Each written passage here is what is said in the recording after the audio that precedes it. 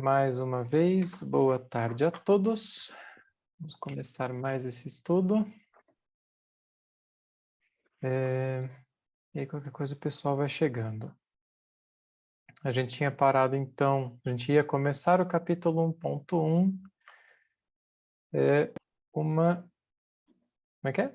Já estou perdido aqui. Uma sólida construção. Sólida construção. Alguém quer ler?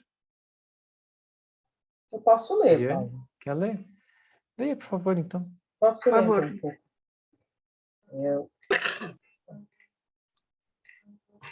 É 1.1, uma sólida construção.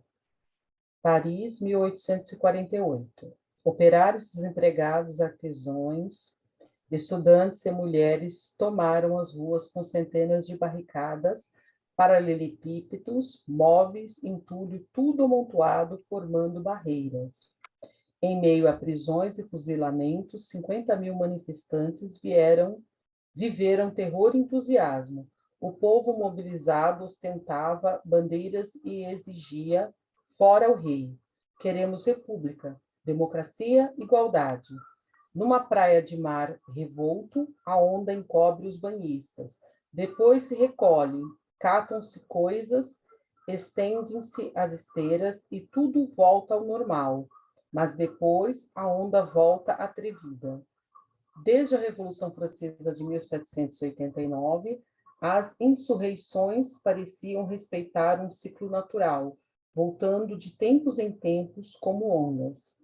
Nessa primavera dos povos, o professor Rivaio morava com a sua esposa Amélie Boudot na sua Malcousiu, uma das mais agitadas desde o início das jornadas populares. No primeiro anoitecer, uma algazarra percorreu a rua. Um tiro foi ouvido. Depois da meia-noite, fez-se silêncio. No segundo dia, naquela curta e mal defendida rua, as tropas abriram fogo. Protegidos por barricadas improvisadas, 5 operários foram baleados. 3 mulheres e 2 crianças. Na manhã do terceiro dia, 2 estudantes que lutavam ao lado dos trabalhadores foram mortos. Nessa época, Rivaio era uma autoridade em educação, com diversos livros publicados e uma larga experiência como diretor de instituições de ensino. Sua existência fora dedicada à ciência de educar. Esse foi o seu mundo, sem nunca ter se envolvido com a política. A vida de sua família, porém, foi marcada pelas reviravoltas do poder. Eles viveram luta e tragédia durante a Revolução Francesa e o consulado de Napoleão. Rivaio nasceu durante o Império e se formou quando a monarquia voltava, em seus primeiros anos em Paris. Viveu a Revolução de 1830. E agora, em 1848, via novamente as barricadas à porta de sua casa. Cada um desses ambiciosos governantes ilidia a si mesmo e ao povo francês com suas promessas, pois todos sofriam com suas derrotas. O próximo reconstruía tudo a seu modo, para se ver ruir novamente. Num discurso, Agora, os alunos... você ia comentar. Agora eu lembrei que eu tinha lido essa parte. Parece um pouco maçante, mas o Paulo Henrique está construindo todo o cenário da época para mostrar, acho que o maior momento de transformação ali, né, da sociedade, onde surgiu a questão do consumismo. É bem interessante isso aqui. Desculpa, Luciana. Não, imagina.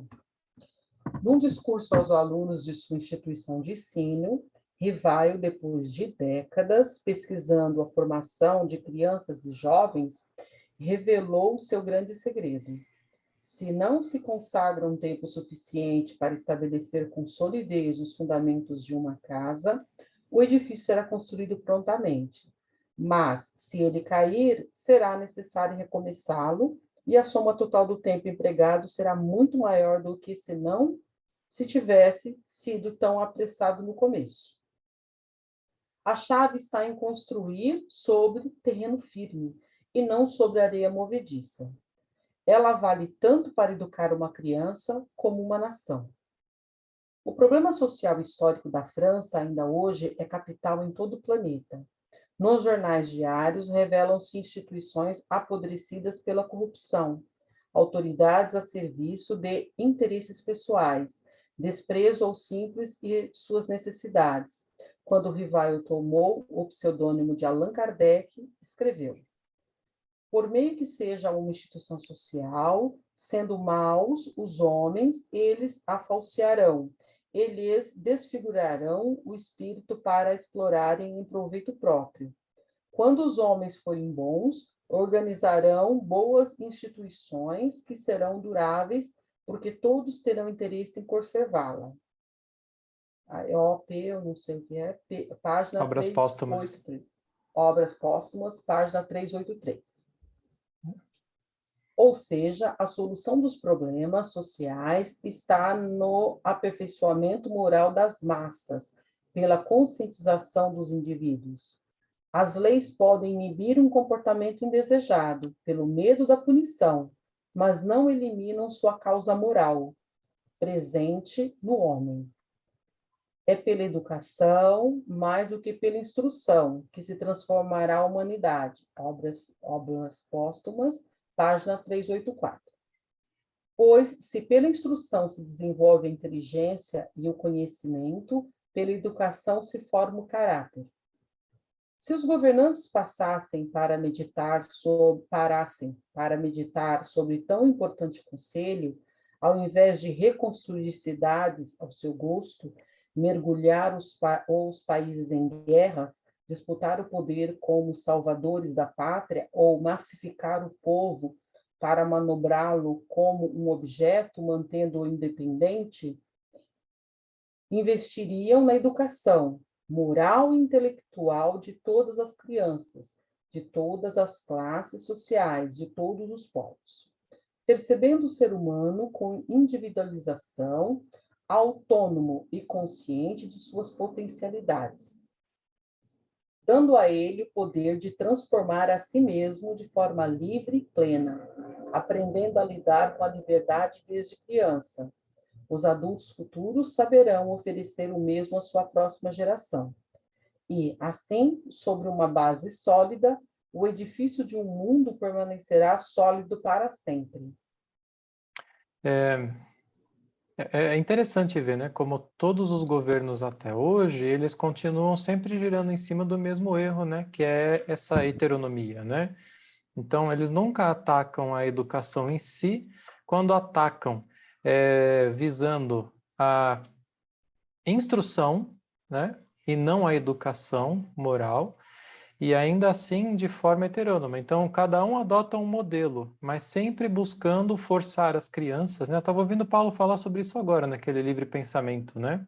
Como se a criança fosse um ser simplesmente passivo que você tem que preencher de alguma coisa, né? No dia, essa é a chave, né? No dia que isso aqui for entendido e você tratar a criança como um ser autônomo, né? E principalmente se entenderem que um ser autônomo que tem um pretérito, né? Nossa, que diferença que vai fazer, né? Sim. Siga aí, se quiser. É que hoje, segundo o que ele falou nesse vídeo, pelo que eu entendi, é que eu não lembro da palavra certa, mas as crianças, assim, as pessoas entendem a psicologia das crianças e dos adultos como se eles fossem condicionados, igual os animais, né? Mas a gente tem a mente racional. Mas ele estava explicando que a gente cuida da criança como ser, como com recompensa, igual que a gente condiciona, né, os animais racionais. Então, então a gente tem que tirar essa condição, esse tipo de pensamento em relação às crianças, né? Elas não são condicionadas, elas pensam também, apesar de terem pouca vivência, né? Serem ainda tão, né, imaturas, mas elas já têm as vivências anteriores, né? Segundo o Espiritismo também. Eu posso estar muito errado, mas pelo que eu entendo hoje do do espiritualismo racional, do espiritismo também, a questão, você tem o hábito condicionado, né? Com um bom entendimento, você poderia auxiliar a criança a se desenvolver através de um certo condicionamento que ela... eu penso que tem uma certa idade que a criança ela acaba precisando de um certo condicionamento, não? Eu acho que são duas coisas diferentes, Paulo. Espera um pouquinho, a Uma é criança... o condicionamento... pode falar, Miriam. Imagina, a criança precisa formar hábitos, né? Porque, Hábitos, e a dificuldade eu acho que está aí, né? O verdade. condicionamento leva à formação de hábitos. Só que isto sozinho é pouco. Precisaria muito mais. E apesar Sim. de alguns educadores já terem visto essa necessidade, nós notamos nos últimos, não sei se 40 anos, que antigamente havia nota de 1 a 100, depois passou nota de 1 a 10, e isso é mundial, né? E nós temos, nos últimos anos, 20 anos, as letras. É uma tentativa, né, pobre, muito pobre, mas é uma tentativa de dissociar essa ideia de quantificar o aprendizado. Porque uma nota não retrata o que o aluno é, não importa qual seja ela. Sim. O que existe, infelizmente, é que não há compromisso com a educação. No nosso país, o compromisso é zero. Não, em sentido nenhum, político nenhum, partido nenhum, não há interesse. Sim.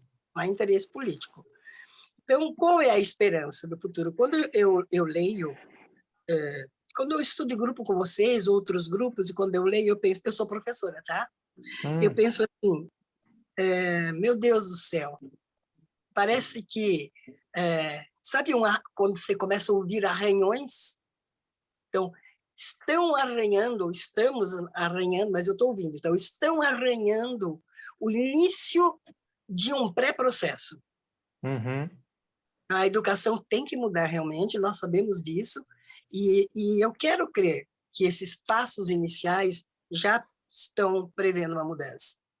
Sim. Eu comecei dando aula com 18 anos, normalista, dando aula para as primeiras séries iniciais.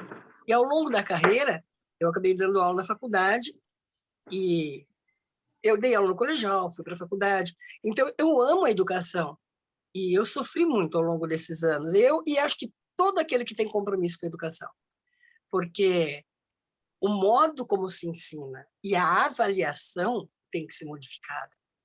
E me parece que agora esses grupos de estudos, e não queira ou não queira, esses grupos de estudo vão mexer com a sociedade educativa. Vão. Eu não sei se é ilusão minha acreditar nisso, mas eu acredito que é por aí. Né? Como é que se faz revolução? Trocando ideias, trocando informações, aprendendo a aprender. Né? Então, realmente, eu tenho esperança nesse país, nesse futuro, nesse planeta. Desculpa, gente, acho que eu empolguei e falei muito. Não, legal. E é igual o espiritualismo racional, né? Toda aquela coisa que surgiu ali, se a gente for ver, foram assim poucos indivíduos, né? Não foi uma massa de indivíduos que ao mesmo tempo tomaram, não, foram alguns poucos que começaram a produzir, né? Isso é importante. Produzir, criar conceitos, criar conhecimentos, compartilhar, e isso vai tomando vulto, né? Com o tempo. Sim. Então, é justamente isso que a Miriam falou, né? As pessoas, as crianças vão na escola para tirar nota, para passar de ano. Elas não vão para, quer dizer, não vão para aprender, né? Devia ser diferente. Elas querem tirar lá a nota C ou a nota 5 para passar de ano e acabou. Então, por quê? Porque elas só pensam na recompensa, né? Sim. É assim que eu entendo, né? Sendo bem simplista, né? Sim. Quiser seguir. Vamos lá. Posso seguir? Vamos para 1.2, as passagens de Paris. A monarquia caiu pelo fio da guilhotina na Grande Revolução de 1789. 10 anos depois, Napoleão deu um golpe e se fez imperador. Era o fim da Primeira República. Restaurando a monarquia, o novo rei da dinastia Bourbon, Luís XVIII, retomou o trono quando o general Napoleão perdeu sua última batalha em 1815. Por sua vez, o rei Luís foi derrotado pela falta de saúde com obesidade, gota e gangrena em 1824. Morto o rei, viva o rei! Assumiu seu irmão Carlos X. Em 1830, uma nova onda revolucionária invadia a França, pelas deploráveis condições dos operários, má colheita e a fome. Com o povo nas ruas e diversos levantes, um monarca, Luís Filipe I, substituiu outro, Carlos X, que foi exilado. De agora em diante, afirmou Laffitte, que ajudou a colocar Luís Filipe no trono. Os banqueiros reinarão na França, com o rei burguês. Financistas, industriais e comerciantes estavam mais ricos, enquanto os operários ainda enfrentavam miséria, fome e desemprego. Para estes, tudo piorava. Numa população de 1.200.000 habitantes da maior cidade industrial da Europa, 400.000 eram operários. Nas fábricas trabalhavam mulheres e crianças sem descanso, e entre os homens, desemprego. Salários baixos, preços altos. Os 12 distritos de Paris ainda estavam confinados dentro de seus muros, cercada para a cobrança dos impostos Ferme Generale, na passagem dos seus 55 portões. A maior parte da cidade era cortada por vielas. Por algumas, passava um por vez de cada lado de um córrego sujo. Nos bairros distantes, os pobres amontoavam-se em casebres insalubres e a classe média fugia, assustada com a degradação. Nos bairros centrais, havia uma tradicional convivência entre os mais abastados e pobres nos mesmos prédios. Pobres no térreo, em meio ao barulho, mau cheiro e umidade da rua. Nos andares mais altos, outros pobres enfrentavam as infiltrações, desciam as escadas carregando esgoto que era jogado nas vielas a céu aberto e subiam de volta trazendo água, pois não havia encanamentos. Os mais abastados moravam com menos desconforto nos segundos e terceiro andares. Nossa! Desde o dia 22 de fevereiro de 1848, 50.000 pessoas nas ruas queriam a queda do rei Luís Filipe, de seus ministros do sistema que os explorava. As barricadas tomavam o centro de Paris. Sem reação, o rei abdicou do trono. Surgia a Segunda República. Um governo provisório foi eleito e os operários apoiavam, com a esperança de que sua miséria seria vencida. Para aliviar a crise econômica, foram criadas fábricas de capital estatal dirigidas por operários, as oficinas nacionais empregando mais de 100.000. Mas logo se mostraram improdutivas e deficitárias. Alguns imaginavam resolver tudo acabando com a propriedade privada. Socialistas, comunistas, anarquistas, cada um tinha sua solução, mas faltava experiência administrativa aos governantes que tomavam decisões confusas e precipitadas. A burguesia estava com medo e iniciou uma reação. As oficinas foram fechadas. Liderado pelo socialista, o povo retomou as barricadas em junho de 1848, mas foi atacado pela guarda. Por 4 dias, caíram 1.500 à bala, julgados sem defesa. 16.000 foram presos ou deportados para a colônia da Argélia. Jornais suspensos e reuniões proibidas. Pela nova Constituição de novembro, ficara estabelecida a República Presidencialista. Luiz Napoleão Bonaparte ganhou mais de 5 milhões de votos, sobretudo pela consideração dos camponeses ao seu tio. Depois de 4 anos, como não haveria reeleição, um golpe de Estado em 2 de dezembro de 1851 deu à França seu segundo imperador. Napoleão III queria que Paris fosse a mais grandiosa capital do planeta. Por 20 anos, os banqueiros financiaram o artista demolidor, Barão Georges Eugène Haussmann, que, nomeado administrador da cidade, destruiu ruas e casas, acabando com as pequenas vielas. Levantou prédios padronizados com mais espaço, acabando com os apartamentos alugados pelos pobres. Rasgou a cidade com largas ruas para que ficasse à prova de barricadas. As indústrias do centro foram para terras agrícolas ao redor da cidade, e os trabalhadores foram junto para a periferia, onde os muros da cidade antiga tinham sido derrubados. Ao construir novos prédios, parques, jardins e remodelar o centro, dizia o barão: Paris pertence à França e não aos parisienses que aqui vivem, sobretudo esse povo flutuante das casas de aluguel. Bresciani, 1982, página 68. 350 mil pessoas mudaram de endereço. Caramba. A nova cidade estava sendo preparada contra pestes e revoluções.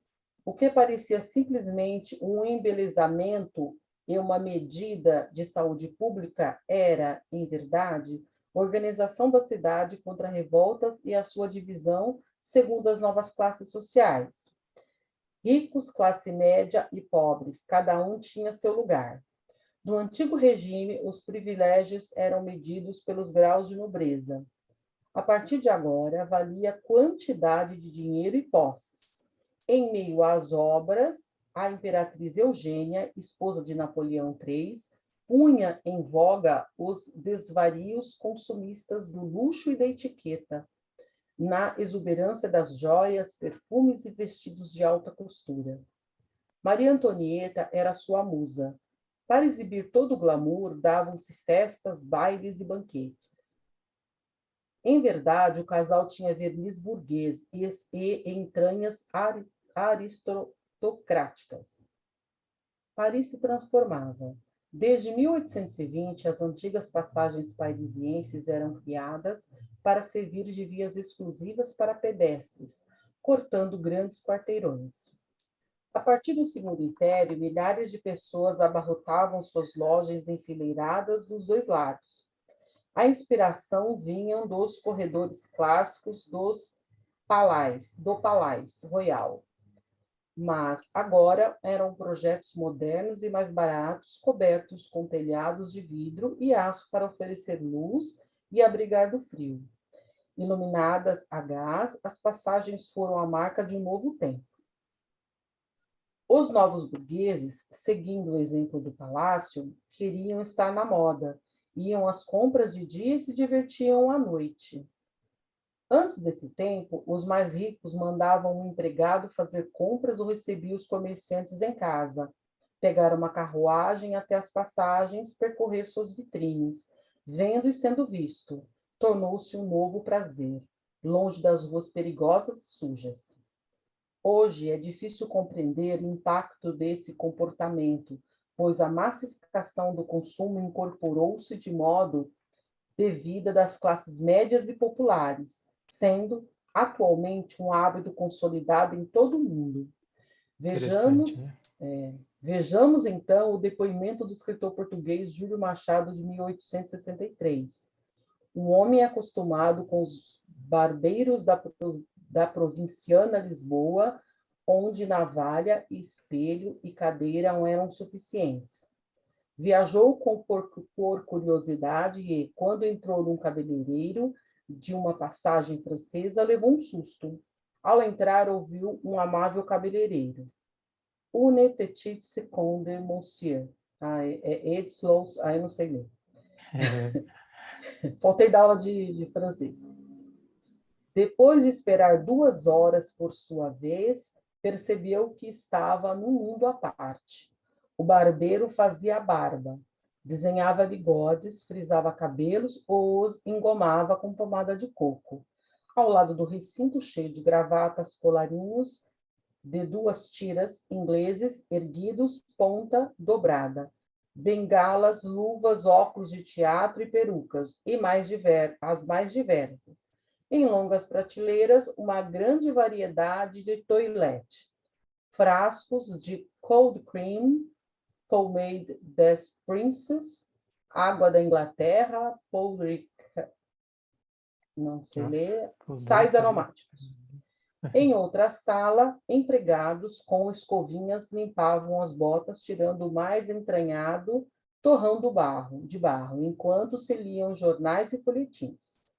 Depois de caminhar pela cidade, vendo anúncios gigantescos, a pilha de mercadorias, o português exclamou com seu típico sotaque: mas que terra é esta que toda essa gente vende?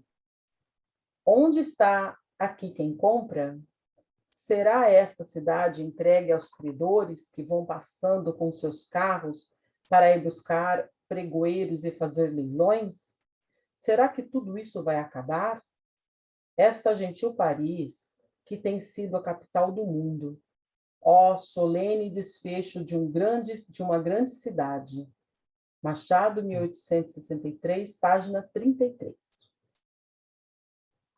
Em 1858, havia mais de 100 passagens e galerias em Paris, uma das mais ricas pela decoração de mármore, colunas, metais dourados, espelhos dos corredores e o luxo de suas lojas eram a Galeria Colbert.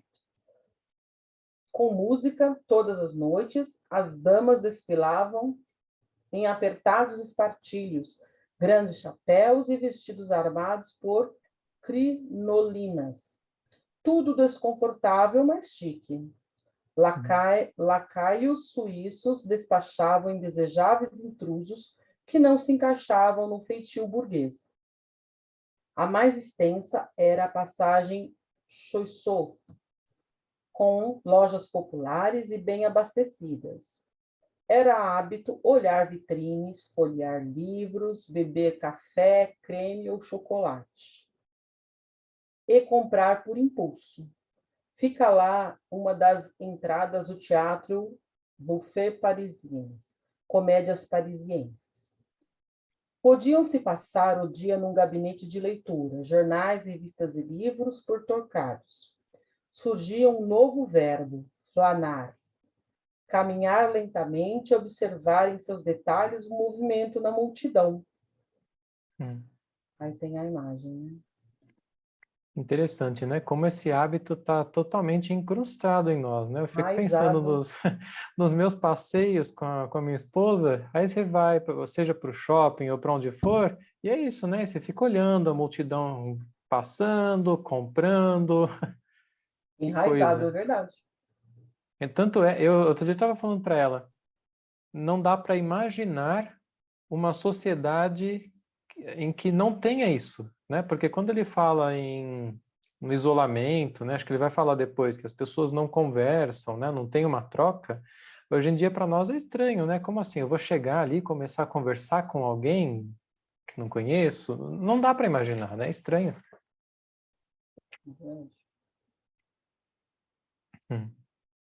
Posso continuar ou vocês querem falar? Pode Vou continuar. Então. Depois vieram grandes bulevares, os gigantescos magazines ou lojas de departamento, pavilhões de compras e lazer. O que quase nenhum parisiense perguntava era de onde vinham as montanhas de artigos, tecidos e bebidas antes disponíveis para poucos. Mas todos temiam a Paris chamado inferno. Na madrugada, gatunos, vagabundos e famintos se espalhavam como ratos pela cidade vazia.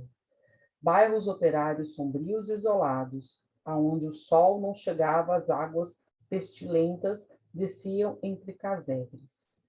Nas regiões industriais, crianças e mulheres trabalhavam sem dormir, tecendo panos em fábricas degradantes, apertadas, quentes, mal iluminadas e sem segurança. Jornadas desumanas de 14 a 16 horas. O algodão vinha das colônias, Brasil e Estados Unidos, colhido por escravos negros que gemiam nos troncos e dormiam acorrentados nas senzalas. Café e açúcar tinham a mesma origem. Baudelaire, não sei, cantou em seus versos o contraste de Paris. Paris muda, mas nada em minha nostalgia. Mudou.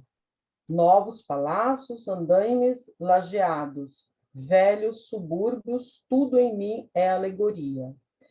E essas lembranças pesam mais do que rochedos. E penso nessa negra, enferma e emagrecida, pé sob a lama, procurando o olhar febril. Os velhos coqueirais de uma África esquecida, por detrás das muralhas do nevoeiro hostil. Alguém que perdeu o que o tempo não traz, nunca mais, nunca mais. Nós que mamam da dor e das lágrimas bebem qual loba voraz. Nos órfãos que definham mais do que uma flor. Assim a alma exilada à sombra de uma faia. Uma lembrança antiga me ressoa infinda. Penso em marujos esquecidos numa praia, nos párias, nos galés, nos vencidos e em outros, mais ainda. Baudelaire, 2012, página 40. Há aqui um processo de alienação a mais completa. Quem tem poder de compra vive um esvaziamento por definir-se pela posse de objetos, hábitos e indumentária que identifiquem o indivíduo pelo seu exterior em busca de privilégio e aparência. A mercadoria é tudo o que se vê, e não segundo o valor de uso do que se consome, mas pelas ilusões que gera. Enquanto contempla, o homem deixa de criticar, pensar e agir. Já os pobres trabalhadores perdem sua identidade, quando sua vida se resume a suprir somente existência material, comer, dormir e morar, tornando-se engrenagens de estrutura do produzir. O operário mergulhado na vida corpórea, sem liberdade, age como máquina sem vontade. As individualidades assim se diluem em elites e massas, em que todos são alienados. Interessante, né? Interessante que o... Tá sem som, Ariane. Pode falar, Paulo. Pode falar. Não, eu ia falar, interessante, eu estava pensando aqui, que tudo isso aqui estava se passando num contexto onde o espiritualismo racional já existia, né? Já estava na educação, depois o espiritismo nascente, né? Nesses primeiros anos, que foi ali, uma década, né? Então estava permeando, né? Esse começo. E a gente, às vezes eu tendo a formar uma imagem como se a sociedade toda estivesse num outro patamar, e na verdade era um núcleo, né, dá até para fazer um processo similar, né, com hoje, né, um núcleo de pessoas que estavam estudando, né, formando novas ideias, a sociedade estava tão materialista quanto hoje, né, e esse núcleo, infelizmente, perdeu força, né? Foi vencido por conta das coisas que aconteceram. Eu penso que isso nos ensina muito, né? E nos acende também um alerta, né? Tá me ouvindo, Paulo? Tô. Tá me ouvindo agora? Então, ontem o Paulo explicou que em 1850 o espiritualismo racional perdeu força. Foi de 30 a 50. Aí ele teve não uma decadência, mas ele perdeu a força. Depois, com o tal de Emile Saiz, é isso, Miriam? Não sei se a Miriam lembra. Um outro, ele fez ele alavancar de novo o espiritualismo racional com Paul Janet e tarará, que foi o professor do Paul Janet. Então, essa época aqui acho que nessa época ainda estava um pouco dessa transição entre o primeiro e a primeira fase, vamos dizer, e a segunda. Isso que eu entendi ontem que ele falou. Nesse momento de perda é porque o materialismo estava predominando, né? Então, o espiritualismo racional teve uma queda. Mas, ao mesmo tempo, nessa época que começou o espiritualismo, o espiritismo, né? O espiritismo. Então, o Paris estava nesse tão, assim, vamos dizer, materialismo, tanto querendo só glamour e tal. Ninguém estava pensando na alma, nas faculdades da alma, né? nem tinha espaço, né, para isso. Sim. Né? Também interessante pensar que ainda com tudo né? isso, com toda essa dificuldade, isso tudo se desenvolveu, né? Os espíritos levantando mesa, né? Quer que eu continue a ler um pouco? Você leu bastante, Luciano. Obrigada. Então, 1.3 é a questão social.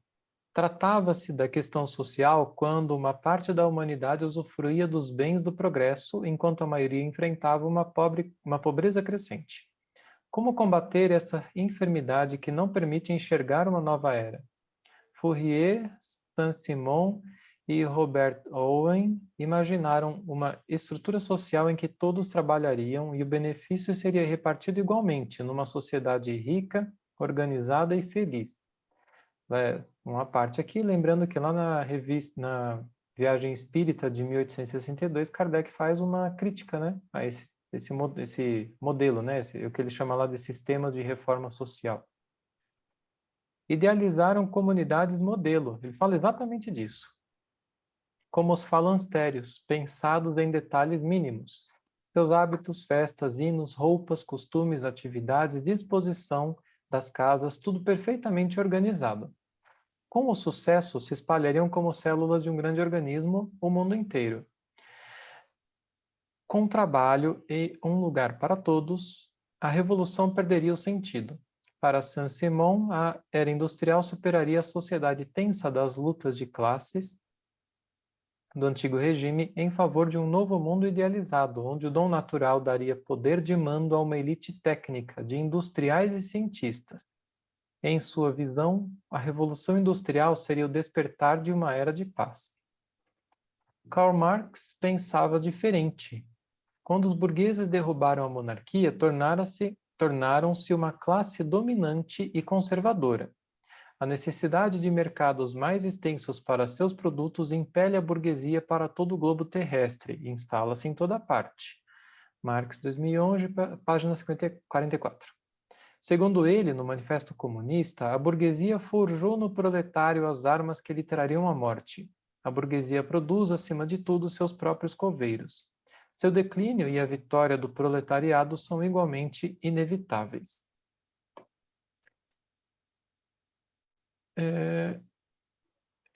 Da mesma obra. Quando as coisas estivessem insuportáveis, a radical e violenta revolução proletária iria impor uma ditadura, extinguindo por opressão o regime de classes e a propriedade privada, né? Então, Marx vinha com essa linha radical, né? Ele queria uma revolução, armas e tudo mais, né? No pensamento de Marx, os burgueses derrubaram o antigo regime, e na última das revoluções, os proletários derrubariam a burguesia em um mundo sem classe e sem Estado, seria instaurado para sempre.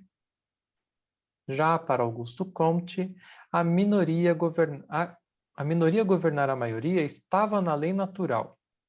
Então ele vai para o oposto, né? Teria sido útil a revolução derrubar a monarquia, mas igualdade e liberdade seriam ilusões criadas por loucos como Rousseau e Kant, afirmava Comte. A gente viu, né, já o Paulo falando bastante sobre isso, né, que o Comte vem dessa linha totalmente... Né? Oi? Ele criou o positivismo, né?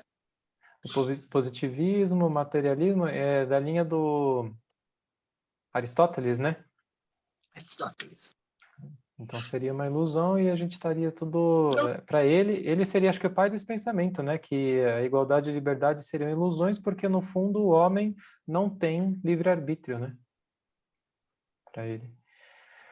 Para o positivismo comtiano, a ciência descobrira que uma elite da humanidade tinha o cérebro aparelhado para criar as leis e mandar executá-las, que é o que ele tem falado lá, né? Então, algumas pessoas teriam um cérebro melhor para comandar os outros.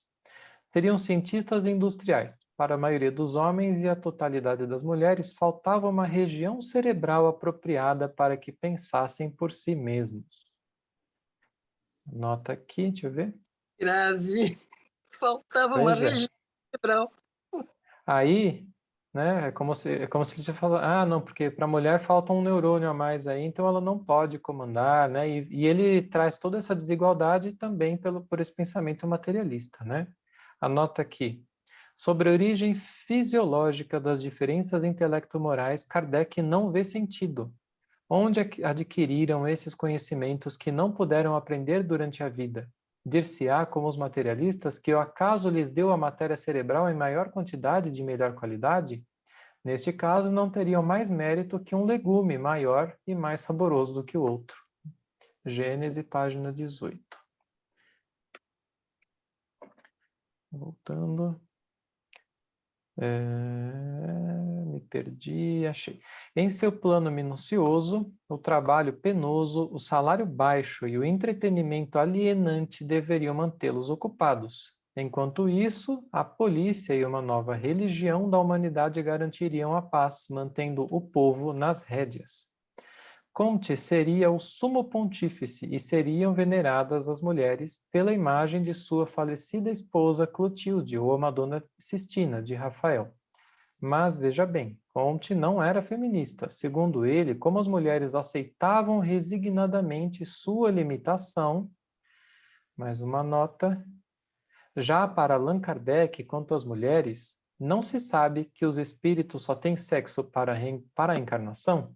Se a igualdade dos direitos da mulher deve ser reconhecida em alguma parte, seguramente deve ser entre os espíritas, e a propagação do espiritismo apressará infalivelmente a abolição dos privilégios que o homem a si mesmo concedeu pelo direito do mais forte. O advento do espiritismo marcará a era da emancipação legal da mulher.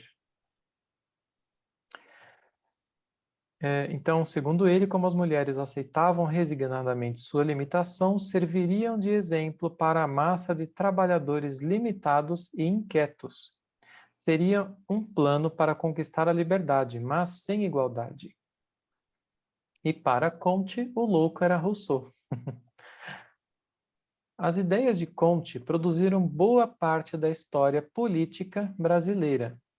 O lema em nossa bandeira, ordem e progresso, vem da religião de Comte.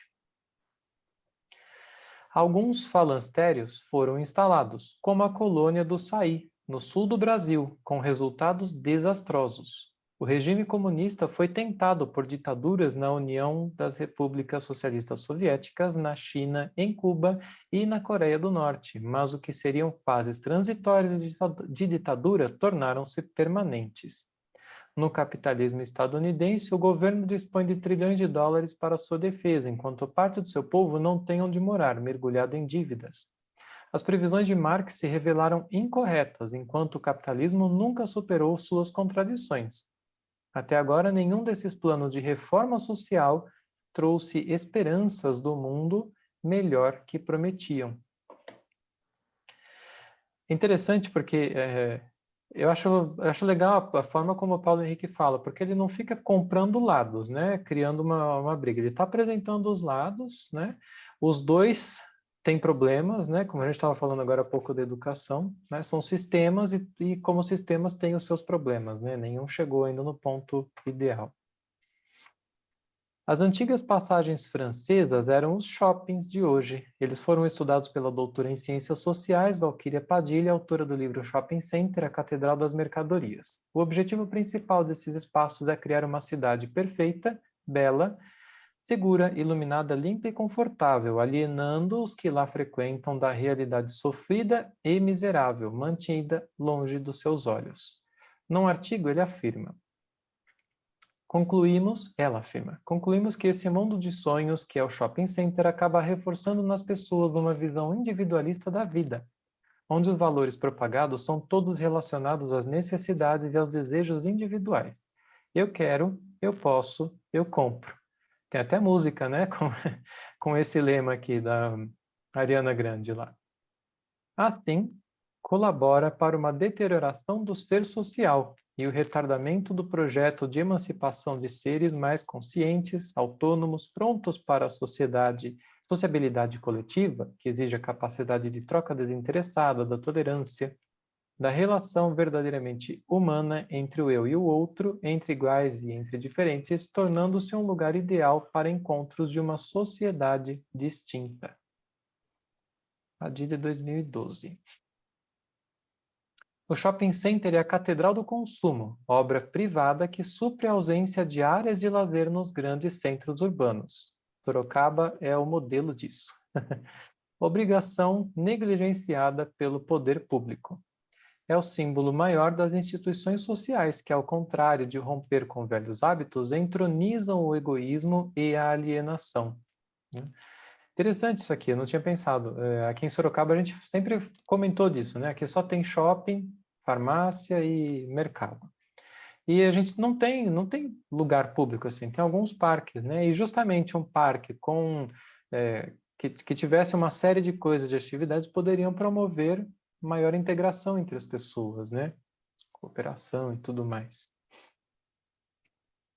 Entre os pensadores do século XIX preocupados com a questão social, Allan Kardec não via em sistemas como os de Marx, Comte ou Fourier uma solução. Alguns homens bem-intencionados julgaram encontrar o remédio para o mal em certos sistemas de reforma social. É o texto que eu falei.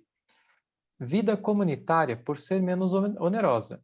Comunidade de bens para que todos tenham sua parte. Participação de todos para a obra comum.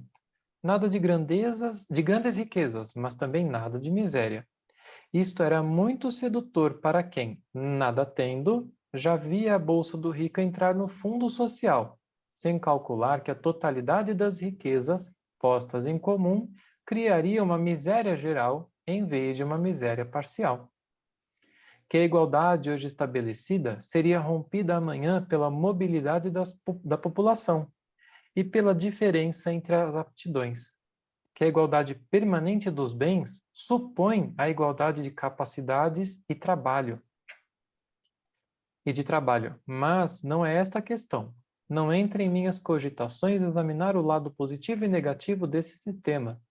Faço abstração das impossibilidades que acabo de citar e me proponho considerá-los de um outro ponto de vista, que parece-me ainda não preocupou a ninguém e que se relaciona com o nosso assunto, Viagem Espírita, página 26.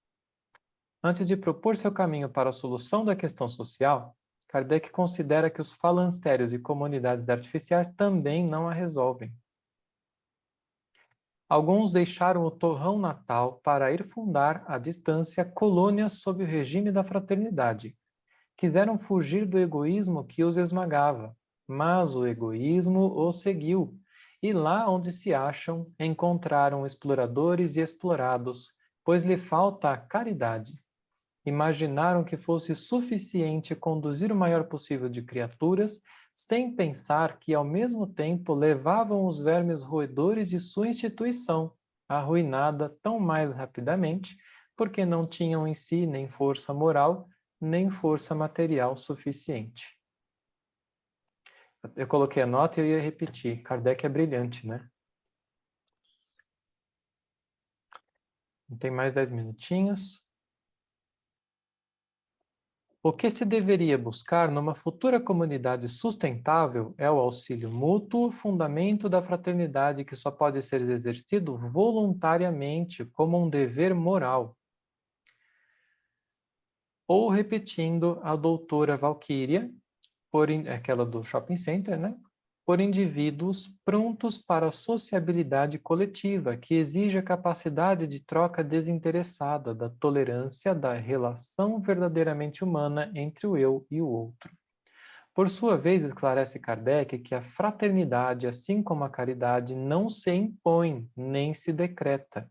É preciso que esteja no coração, e não será um sistema que a fará nascer, se ela lá não estiver. Caso contrário, o sistema ruirá. Viagem Espírita, página 26. A intenção não é entrar em questão de debates políticos e tal, mas é uma coisa que eu sempre destaco assim. Nós, entendendo do ponto de vista espírita, a gente sabe que uma coisa e hoje mais ainda, né? Uma coisa que seja imposta e que o espírito não entendeu, não se conscientizou e falou, vou agir diferente, não vai perdurar, né? Por mais que se conseguisse, por uma lei, uma repressão total, criar um ambiente desse, né? De uma falsa fraternidade, Esses espíritos que não entenderam isso, eles continuarão buscando lutar contra isso, né? E vão continuar, inclusive, reencarnando. E se eles reencarnam e mantêm a imperfeição, por exemplo, do egoísmo, né? Ou da... Qual que é a palavra para quando você quer muito dinheiro? Oi? Orgulho. Orgulho, ganância, né? Enfim, todas essas imperfeições, se não for agora, ali na frente, assim que eles puderem, eles retomam o poder que eles puderem para reinstalar o sistema que agrada a eles, né? Que faz, que, enfim, né? Que dá isso que eles precisam, que eles querem, né? Então, não resolve muita coisa. A base da ação moral autônoma é a crença na existência de uma lei universal criada por Deus e na de uma vida futura. Por outro lado, justamente a falta de crença é que conduz ao materialismo. E como o materialismo leva ao egoísmo, estabelece-se um círculo vicioso. Sustentam-se mutuamente egoísmo e materialismo. Sabendo disso, Kardec viu que a saída não estava apenas em estudar sistemas econômicos, políticos e sociais, mas principalmente em compreender a psicologia humana no sentido etimológico da palavra, ciência da alma. A solução estaria no melhoramento moral das massas, pela educação que liberta. Naquele tempo, Ménil Bihan era o mais conceituado psicólogo francês. Em sua obra, ele definiu que o homem é um espírito encarnado, um ser triplo que deve lidar equilibradamente com os apelos animais do seu corpo, agir pela razão e elevar-se às alturas morais por sua natureza espiritual. Allan Kardec, partindo desse espiritualismo racional e completando, vai demonstrar outro lado da natureza humana que o completa, o espírito desencarnado. O Espiritismo, ao demonstrar não por hipótese, mas por fatos a existência do mundo invisível e o futuro que nos aguarda, muda completamente o curso das ideias, demonstrando a ação do elemento espiritual sobre o mundo material, amplia o domínio da ciência e por isto mesmo abre nova via ao progresso material. Então terá o homem uma base sólida para o estabelecimento da ordem moral na Terra. Viagem Espírita, página 77. Deixa eu só ver o que tem para frente aqui. Tá para acabar o capítulo. A doutrina espírita observa o homem pela psicologia, com o apoio do espiritualismo racional. Que 12. Quando Kardec escreveu sobre o título de seu primeiro livro, o Livro dos Espíritos, o termo filosofia espiritualista queria dizer que essa obra estava inserida no tema do espiritualismo racional. Voltando. Ao propor uma teoria lógica e progressiva, e estudando a moral no campo do conhecimento, não concorre com as religiões instituídas e seus dogmas, pois ele não vem derrubar os cultos nem estabelecer um novo. Proclama e prova verdades comuns a todos, base de todas as religiões, sem se preocupar com detalhes. Mas há uma incompatibilidade com o Espiritismo, pois ele vem destruir apenas uma coisa, o materialismo, negação de toda religião, e vem derrubar apenas um templo, o do egoísmo e do orgulho, mas também vem dar uma sanção prática a estas palavras do Cristo que são toda a sua lei. Amai ao vosso próximo como a vós mesmos. Viagem Espírita, página 77.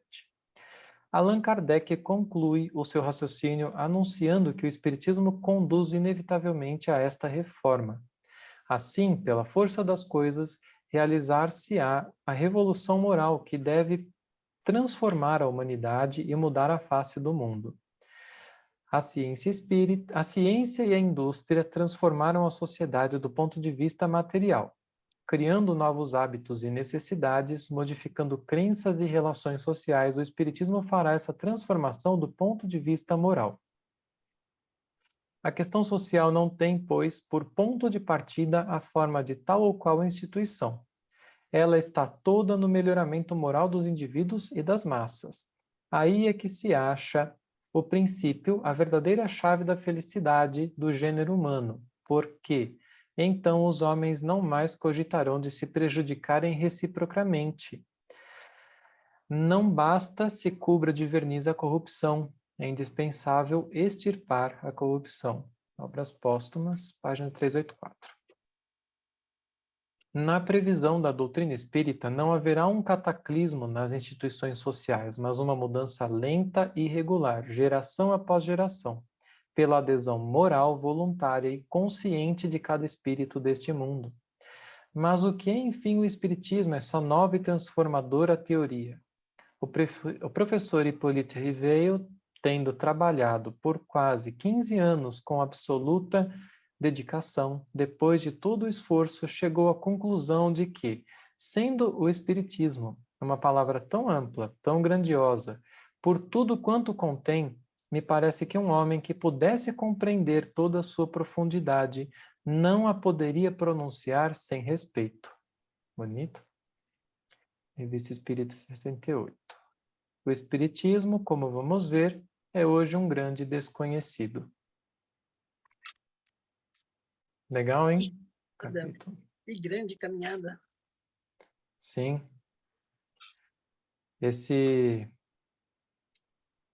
É muito interessante, né, voltar nessa obra aqui. A gente entende muito do que o Paulo tem falado, né? Eu nunca tinha lido ela.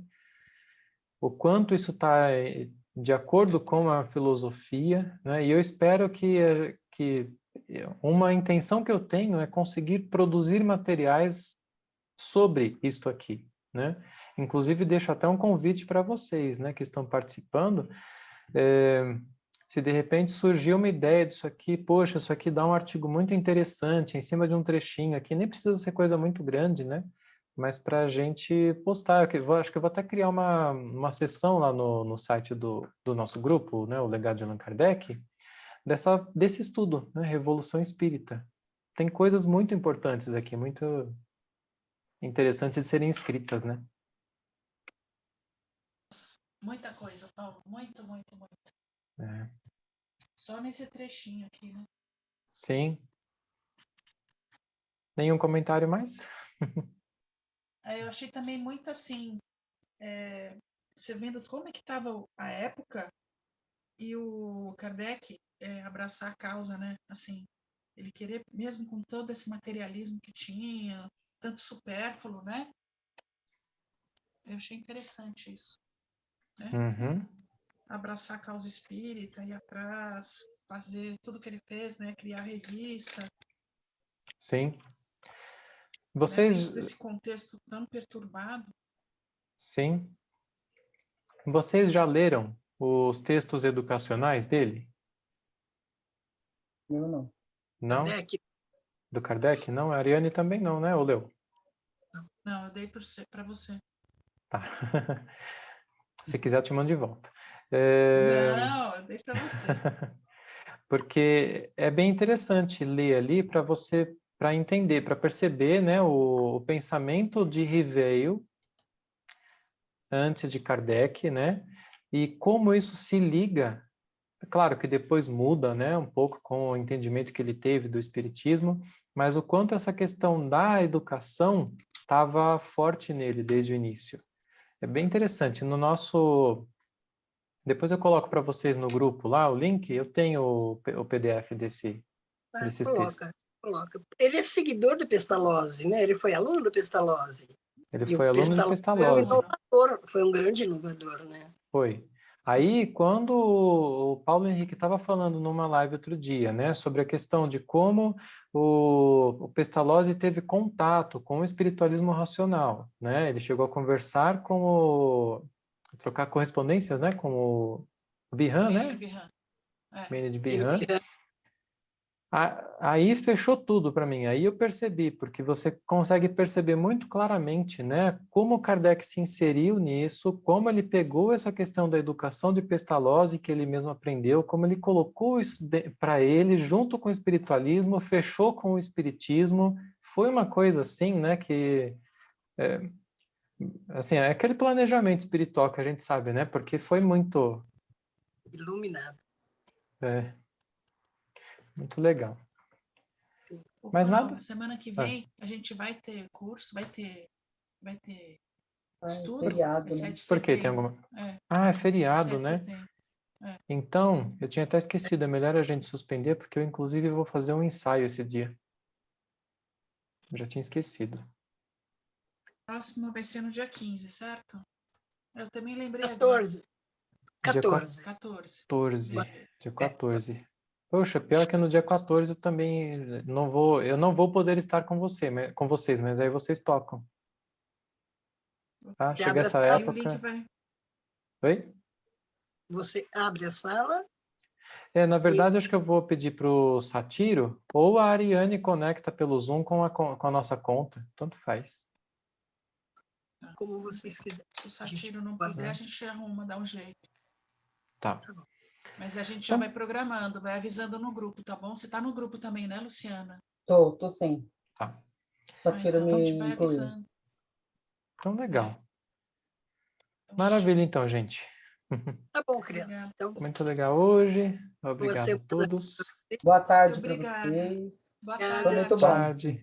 Boa semana e até a Boa semana. próxima. Até a próxima. Tchau, semana. tchau. Tchau, tchau. Tchau.